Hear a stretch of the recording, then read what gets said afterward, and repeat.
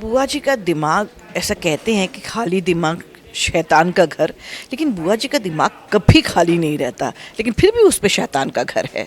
तो वो बड़ी बिज़ी रहती है अपने दिमागी तौर पर, लेकिन फिर भी वो शैतानी सोचती रहती है all the time.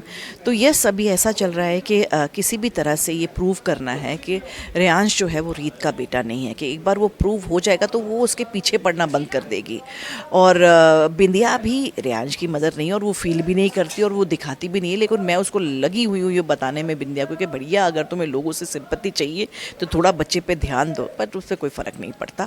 But anyway, अब ये लग रहा है कि रीत इतनी श्योर हो चुकी है कि रेयांश ही उसका बच्चा है, क्योंकि माँ अपने बच्चे की धड़कन समझती है, और रेयांश भी इतना कमाल का रिएक्ट करता है माँ को देखकर कि मैं बता ही नहीं सकती, बड़ा खुश हो जाता है, और उनके आकर वो खुश हो जाता है। और अब तो राघव को भी फील होने लगा है कि इस बच्चे के साथ उसका कुछ अलग ही कनेक्शन है।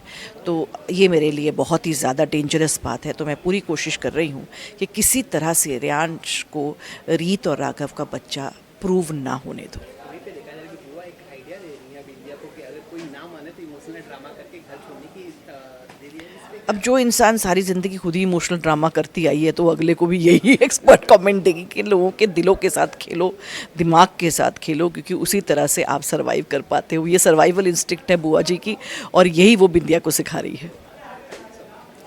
एक सेकंड के लिए भी अकेला मत छोड़ना। यू नो, ये बहुत चालाक है। अब जब उसके दिमाग में शक का कीड़ा घुस गया है, कुछ जरूर करेगी। हाँ, मैं उसको याद छोड़ूंगी। गुड। जरूरत पड़ी ना तो घर छोड़ने की धमकी दे देना। ये लो ना।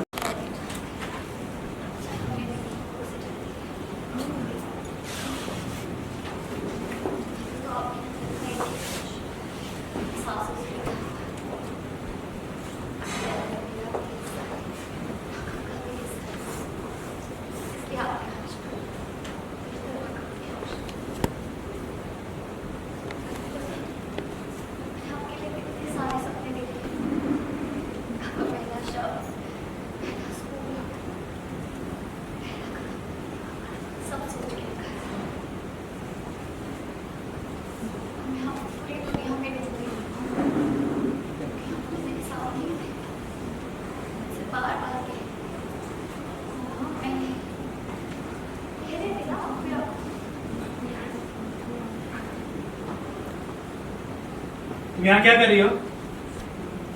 वो मैं बस ये अकेला था इसलिए। अकेला था?